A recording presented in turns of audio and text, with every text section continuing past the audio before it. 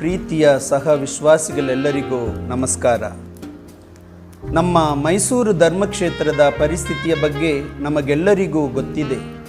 ಮೈಸೂರು ಧರ್ಮಸಭೆಯ ಹಿರಿಯ ಭಕ್ತಾದಿಗಳಿಗೆ ನೋವುಂಟಾಗಿರುವುದು ನಿಜ. ಆದರೆ ನಮ್ಮ ಯುವಕ ಯುವತಿಯರು ಮತ್ತು ಬೆಳೆಯುತ್ತಿರುವ ನಮ್ಮ ಮಕ್ಕಳಲ್ಲಿ ಯಾವ ವಿಧವಾದ ಪರಿಣಾಮವನ್ನು ಈ ಘಟನೆಗಳು ಬೀರಿದೆ ಎಂಬುದು ನಮಗೆ ಸರಿಯಾಗಿ ಗೊತ್ತಿಲ್ಲ. ಆದರೆ ನಮ್ಮ ಯುವಕ ಯುವತಿಯರಲ್ಲಿ ನಮ್ಮ ವಿಶ್ವಾಸದ ಬಗ್ಗೆಯಾಗಲಿ ನಮ್ಮ ಧರ್ಮಸಭೆಯ ಬಗ್ಗೆಯಾಗಲಿ ಒಂದು ನಂಬಿಕೆಯಾದ ಅಥವಾ ಒಂದು ಒಳ್ಳೆಯ ಭಾವನೆ ಇಲ್ಲದಂತಾಗಿದೆ ಎಂಬುದು ಮಾತ್ರ ಸತ್ಯ ಎಂದು ನಾನು ಭಾವಿಸುತ್ತೇನೆ. ಆದರೆ ಇವುಗಳ ಬಗ್ಗೆ ಗಮನ ಹರಿಸಬೇಕಾದ ನಮ್ಮ ಧರ್ಮಸಭೆಯ ಅಧಿಕಾರಿಗಳಿಗೆ ಮಾತ್ರ ಕಿಂಚತ್ತೂ ಅಕ್ಕರೆ ಇಲ್ಲ ಎಂಬುದು ಸ್ಪಷ್ಟವಾಗಿದೆ. ನಮ್ಮ ಧರ್ಮಸಭೆಯ ಬಹಳಷ್ಟು ಅಧಿಕಾರಿಗಳು ಭಕ್ತಾದಿಗಳನ್ನು ಹೇಗೆ ತಮ್ಮ ಹಿಡಿತದಲ್ಲಿ ಇಟ್ಟುಕೊಂಡು ತಮ್ಮ ಅಜೆಂಡಾಗಳನ್ನು ನೆರವೇರಿಸಿಕೊಳ್ಳಬೇಕು ಎಂಬುದರಲ್ಲಿ ಮಾತ್ರ ಗಮನವಾಗಿದ್ದಾರೆ ಎಂದರೆ ತಪ್ಪಾಗಲಾರದೆಂದು ಭಾವಿಸುತ್ತೇನೆ. ಈ ಅತ್ಯಾಧುನಿಕ ಸಮಾಜದಲ್ಲಿ ನಮ್ಮ ಮೈಸೂರು ಧರ್ಮಕ್ಷೇತ್ರದ ಕಥೋಲಿಕ ಕ್ರೈಸ್ತ ಸಮಾಜವನ್ನು ಹೇಗೆ ಮುನ್ನಡೆಸಿಕೊಂಡು ಹೋಗಬೇಕು ಎಂಬ ಚಿಂತನೆ ನಮ್ಮ ಧರ್ಮಸಭೆಯ ಅಧಿಕಾರಿಗಳು ನಡೆಸಿದ್ದಾರಾ ಎಂಬುದು ಒಂದು ದೊಡ್ಡ ಪ್ರಶ್ನೆಯಾಗಿಯೇ ಉಳಿದಿದೆ. ನಮ್ಮ ಧರ್ಮಸಭೆಯ ಅಧಿಕಾರಿಗಳ ಗಮನವೆಲ್ಲ ಧರ್ಮಸಭೆಯ ಆಸ್ತಿ, ಅಧಿಕಾರ, ಸ್ಥಾನಮಾನಗಳ ಮೇಲೆ ಮಾತ್ರವಾಗಿದೆ ಎಂಬುದನ್ನು ಮನವರಿಕೆ ಮಾಡಿಕೊಂಡಾಗ ಮನಸ್ಸಿಗೆ ತುಂಬ ನೋವುಂಟಾಗುತ್ತದೆ. ಕ್ರೈಸ್ತ ಮೌಲ್ಯಾಧಾರಿತ ಜೀವನದತ್ತ ಭಕ್ತಾದಿಗಳನ್ನು ಮುನ್ನಡೆಸುವುದು ಮಾತ್ರ ಶೂನ್ಯವಾಗಿದೆ. ಆದರೆ ಸಾಮಾನ್ಯ ವಿಶ್ವಾಸಿಗಳಾದ ನಾವು ಇವುಗಳನ್ನು ನೋಡುತ್ತಾ ಸುಮ್ಮನೆ ಕುಳಿತಿರಲು ಸಾಧ್ಯವಿಲ್ಲ. ಮೇಲ್ಕಂಡ ಪರಿಸ್ಥಿತಿಗಳಿಂದ ನಮ್ಮ ಧರ್ಮಸಭೆಯ ಅಧಿಕಾರಿಗಳಿಗೆ ಯಾವುದೇ ಹಾನಿ ಇಲ್ಲ.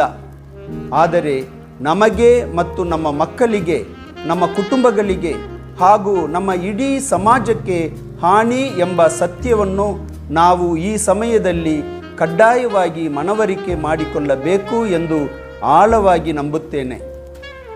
ಕಥೋಲಿಕ ಕ್ರೈಸ್ತರಾದ ನಾವೆಲ್ಲರೂ ಆಧ್ಯಾತ್ಮಿಕವಾಗಿಯೂ ಮತ್ತು ಲೌಕಿಕವಾಗಿಯೂ ಒಂದು ಉನ್ನತ ಮಟ್ಟಕ್ಕೆ ತಲುಪಿರುವುದು ನಮ್ಮ ಕ್ರೈಸ್ತ ವಿಶ್ವಾಸದಿಂದಲೂ ನಮ್ಮ ಧರ್ಮಸಭೆಯ ಪರಿಪಾಲನೆಯಿಂದಲೂ ಸಾಧ್ಯವಾಗಿದೆ ಎಂಬ ಸತ್ಯವನ್ನು ನಾವು ಖಂಡಿತ ಮರೆಯುವಾಗಿಲ್ಲ.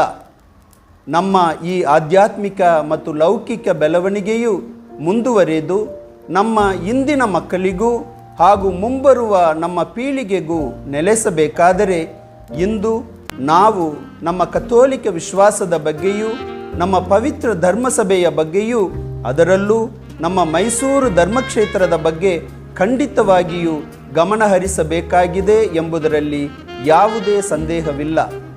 ಈ ದಿಸೆಯಲ್ಲಿ ನಾವು ಕೆಳಕಂಡ ಕೆಲವು ಅಂಶಗಳನ್ನು ಪರಿಗಣಿಸಬೇಕಾಗಿದೆ.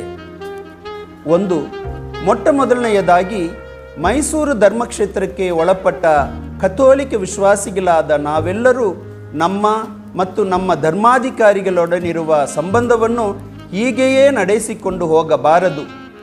ಒಂದು ಕಡೆ ನಮ್ಮ ಧರ್ಮಾಧಿಕಾರಿಗಳಿಗೆ ಗುಲಾಮರಂತೆಯೂ ಅಥವಾ ಅವರಿಂದ ಒಳ್ಳೆಯ ಹೆಸರನ್ನು ಪಡೆದುಕೊಳ್ಳುವುದಕ್ಕಾಗಿಯೂ ಮತ್ತು ಏನೂ ಸಮಸ್ಯೆ ಬೇಡ ಎಂಬುದಾಗಿ ಇಟ್ಟುಕೊಂಡಿರುವ ಸಂಬಂಧ. ಮತ್ತೊಂದು ಕಡೆ ನಮ್ಮ ಅಧಿಕಾರಿಗಳು ಏನು ಮಾಡಿದರೂ ಅವರನ್ನು ತಪ್ಪಾಗಿ ಬಣ್ಣಿಸುವುದು ಮತ್ತು ನಾವು ಹೇಳಿದಂತೆ ಮಾತ್ರ ಧರ್ಮಾಧಿಕಾರಿಗಳು ಕೇಳಬೇಕು ಎಂಬ ಸಂಬಂಧ. ಈ ಎರಡು ಸಂಬಂಧಗಳು ಹಾನಿಕರ. ಇವುಗಳಲ್ಲಿ ಬದಲಾವಣೆ ತರಬೇಕು.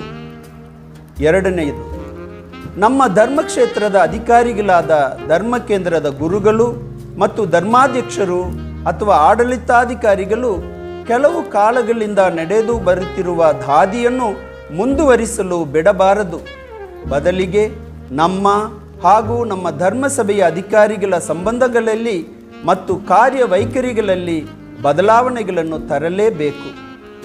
3, ಕಥೋಲಿಕ ವಿಶ್ವಾಸಿಗಳಾದ ನಾವು ನಮ್ಮ ಕ್ರೈಸ್ತ ವಿಶ್ವಾಸವನ್ನು ಹಾಗೂ ನಮ್ಮ ಧರ್ಮಸಭೆಯ ಕುರಿತ ಅರಿವನ್ನು ಆಳಪಡಿಸಬೇಕಾದ ಕಡ್ಡಾಯದಲ್ಲಿದ್ದೇವೆ.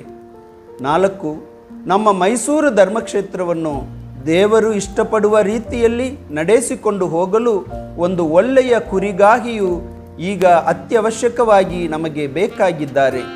ಈ ಕಾರ್ಯಕ್ಕಾಗಿ ನಾವೆಲ್ಲರೂ ದೇವರಲ್ಲಿ ಪ್ರಾರ್ಥನೆ ಮಾಡುವುದು ಮೊಟ್ಟ ಮೊದಲನೆಯ ಕಾರ್ಯವಾಗಿದೆ. 5. ನಮ್ಮನ್ನು ಕನ್ನಡ ಕ್ರೈಸ್ತರು, ತಮಿಳು ಕ್ರೈಸ್ತರು ಮತ್ತು ಕೊಂಕಣಿ ಕ್ರೈಸ್ತರು ಎಂಬ ಒಂದು ದೊಡ್ಡ ಪಿಶಾಚಿಯು ಯಾವಾಗಲೂ ಕೆಣಕುತ್ತಿದ್ದಾನೆ.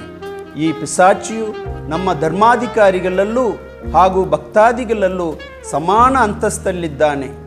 ಈ ಪಿಶಾಚಿಯ ಕೆಣಕುವಿಕೆಯನ್ನು ನಾವು ಕೂಡಲೇ ಸಾಯಿಸಬೇಕಾಗಿದೆ. 6. ನಮ್ಮ ಮೈಸೂರು ಧರ್ಮಸಭೆಯಲ್ಲಿಯೂ ಸರಿ, ವಿಶಾಲವಾದ ಧರ್ಮಸಭೆಯಲ್ಲಿಯೂ ಸರಿ, ಬೇಡವಾದಂತಹ ಅನೇಕ ಕಾರ್ಯಗಳು, ಅದರಲ್ಲೂ ಇತ್ತೀಚಿನ ದಿನಗಳಲ್ಲಿ ನಡೆಯುತ್ತಿರುವುದು ಸತ್ಯವಾದರೂ ಸಹ ನಾವು ನಮ್ಮ ವಿಶ್ವಾಸವನ್ನಾಗಲಿ ನಮ್ಮ ಧರ್ಮಸಭೆಯನ್ನಾಗಲಿ ತೊರೆಯುವುದರಿಂದಲೋ ಅಥವಾ ಕಾಳಜಿ ವಹಿಸದೇ ಇರುವುದರಿಂದಲೋ ಯಾವ ಒಳ್ಳೆಯದೂ ಆಗುವುದಿಲ್ಲ. ಬದಲಿಗೆ ನಾವು ಬದಲಾವಣೆ ತರಬೇಕು. ಹೀಗೆಯೇ ನಮ್ಮ ಧರ್ಮಸಭೆಯು ಇಲ್ಲಿಯವರೆಗೆ ಪಯಣಿಸಿದೆ. ಆದುದರಿಂದ ನಮ್ಮ ಮೈಸೂರು ಧರ್ಮಕ್ಷೇತ್ರದ ಬಗ್ಗೆ ನಾವು ತುಂಬ ಗಮನ ಹರಿಸಬೇಕಾಗಿದೆ. 7. ಈ ನಿಟ್ಟಿನಲ್ಲಿ ನಾವು ಒಂದನ್ನು ನಮ್ಮ ಧರ್ಮಸಭೆಯ ಅಧಿಕಾರಿಗಳಲ್ಲಿ ಸ್ಪಷ್ಟಪಡಿಸಬೇಕಾಗುತ್ತದೆ. ಅದೇನೆಂದರೆ, ನಮ್ಮ ಮೈಸೂರು ಧರ್ಮಕ್ಷೇತ್ರವನ್ನು ಹೇಗೆ ಪರಿಪಾಲನೆ ಮಾಡಿಕೊಂಡು ಹೋಗಬೇಕು ಎಂಬುದನ್ನು ಹಾಗೂ ಅದಕ್ಕೆ ಯಾವ ಮಾನದಂಡಗಳನ್ನೊಳಗೊಂಡ ಧರ್ಮಾಧ್ಯಕ್ಷರು ಬೇಕು ಎಂಬುದನ್ನು ಧರ್ಮಕ್ಷೇತ್ರದ ಸಾಮಾನ್ಯ ವಿಶ್ವಾಸಿಗಳಲ್ಲಿ ಅಭಿಪ್ರಾಯಗಳನ್ನು ಧರ್ಮಾಧಿಕಾರಿಗಳು ಕೇಳಬೇಕೆಂದು ಒತ್ತಾಯಿಸಬೇಕು. 8. ಅದನ್ನು ಬಿಟ್ಟು ನಮಗೆ ತಮಿಳು ಬಿಷಪ್ಪೇ ಬೇಕು ಅಥವಾ ಕನ್ನಡ ಬಿಷಪ್ಪೇ ಬೇಕು ಅಥವಾ ಕೊಂಕಣಿ ಬಿಷಪ್ಪೇ ಬೇಕು ಎಂದು ಸಾಮಾನ್ಯ ವಿಶ್ವಾಸಿಗಳಾದ ನಾವು ಕೇಳುವುದಾಗಲಿ ಅಥವಾ ಧರ್ಮಸಭೆಯ ಅಧಿಕಾರಿಗಳಲ್ಲಿ ಇಂಥ ಭಾಷಿಗರೇ ಮೈಸೂರು ಧರ್ಮಾಧ್ಯಕ್ಷರಾಗಬೇಕು ಎಂದು ಲಾಬಿ ನಡೆಸುವುದಾಗಲಿ ಸರಿಯಿಲ್ಲ. ಇಂತಹ ಲಾಬಿಯು ಪಿಶಾಚಿಯಿಂದ ಬರುವ ಪ್ರೇರಣೆಯೇ ಹೊರತು ದೇವರಿಂದ ಬರುವ ಪ್ರೇರಣೆಯಲ್ಲ ಎಂಬುದು ಸತ್ಯ. ಆದುದರಿಂದ ನಮ್ಮ ಮೈಸೂರು ಧರ್ಮಕ್ಷೇತ್ರಕ್ಕೆ ಯಾವ ಮಾನದಂಡಗಳನ್ನೊಳಗೊಂಡವರು ಧರ್ಮಾಧ್ಯಕ್ಷರಾಗಬೇಕು ಎಂಬುದನ್ನು ಒಗ್ಗಟ್ಟಿನಿಂದ ನಮ್ಮ ಧರ್ಮಸಭೆಯ ಅಧಿಕಾರಿಗಳಲ್ಲಿ ಸ್ಪಷ್ಟಪಡಿಸೋಣ. 9. ಇದು ಸಾಧ್ಯವಾಗುವ ಕೆಲಸವೇ ಎಂದು ನಮ್ಮಲ್ಲಿ ಭಾವಿಸುವುದಾದರೆ ಒಂದು ಮಾತ್ರ ಸತ್ಯ: ನಮ್ಮ ಮೈಸೂರು ಧರ್ಮಕ್ಷೇತ್ರದಲ್ಲಿ ಶಾಂತಿ ಸಮಾಧಾನ ನೆಲೆಸುವುದು ಅಸಾಧ್ಯ.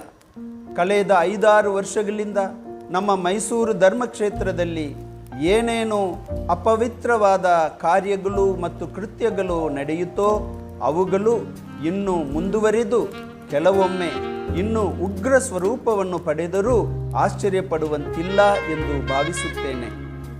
10. ಹಾಗೆ ನಡೆಯುವುದು ಬೇಡ.